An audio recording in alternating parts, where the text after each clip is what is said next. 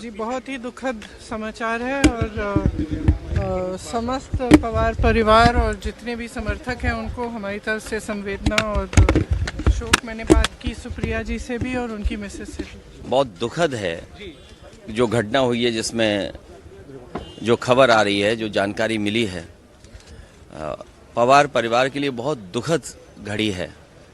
इस समय मैं यही प्रार्थना कर सकता हूं प्रभु से, भगवान से, कि ये जो दुख आया है इसकी सहन करने की शक्ति मिले।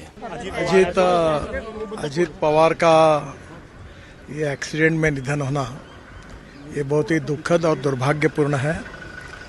पिछले 40 साल से महाराष्ट्र के राजनीति में मेरे बहुत घनिष्ठ मित्र रहे, उनके मेरे पारिवारिक संबंध रहे। बहुत कर्मठ, अच्छा प्रशासक और विकास की दृष्टि रखने वाले ऐसे वो नेता थे। उनके जाने से बहुत बड़ा नुकसान हुआ है। उनके परिवार को भी काफ़ी उनके ऊपर भी एक बड़ा हादसा हुआ है। मुझे लगता है कि भगवान उनको ये जो घटना हुई है इसका दुख सहन करने की ताकत दे। मैं व्यक्तिगत रूप से और पार्टी के तरफ से महाराष्ट्र के इस पुराने सहयोगियों को मैं श्रद्धांजलि अर्पित करता हूँ। भगवान उनके आत्मा को शांति दे, यही ईश्वर चरणों में प्रार्थना करता हूँ। देखिए, आज बहुत ही दुखद समाचार महाराष्ट्र की धरती से प्राप्त हुआ है। एनडीए के एक मजबूत सहयोगी के रूप में महाराष्ट्र के उप मुख्यमंत्री श्री अजीत पवार जी का विमान दुर्घटना में दुखद निधन पूरे देश को, पूरे महाराष्ट्र को शोक में पहुंचा दिया है। और ऐसी दुखद जब दुर्घटनाएं कोई होती हैं तो उसका कोई विकल्प नहीं होता है। लेकिन अजीत पवार जी महाराष्ट्र के बहुत ही लोकप्रिय नेता थे, महाराष्ट्र सरकार के डिप्टी सीएम थे।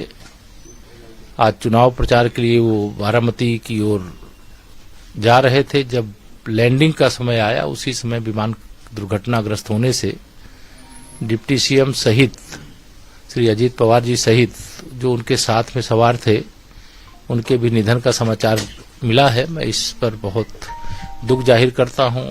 उनके परिवार, उनके समर्थक और महाराष्ट्र की जनता जो अजीत पवार जी के निधन से दुख के सागर में डूब गई है, भगवान से प्रार्थना करता हूं, श्री रामलला से प्रार्थना करता हूं कि उनको यह दुख सहने की शक्ति दें और उन्हें, अजीत पवार जी को, अपने चरणों में स्थान प्रदान करें। वाकई बहुत दुर्भाग्यपूर्ण बात है ये, और उनका हमारे बीच से चले जाना।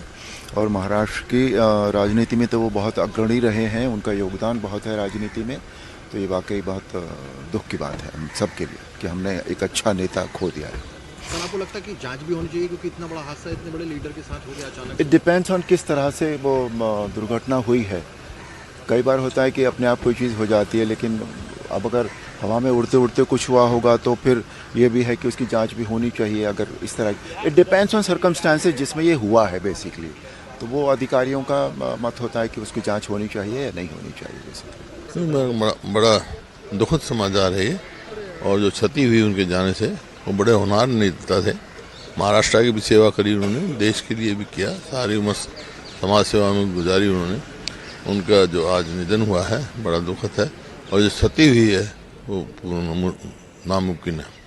पहला क्वेश्चन नहीं, बार आपकी मुलाकात भी है, आपके साथ भी रहे हैं सहयोगी में, किस तरीके से आप उनको? बड़ा दुखद समाचार है ये, और जो क्षति हुई उनके जाने से, वो बड़े होनहार नेता थे।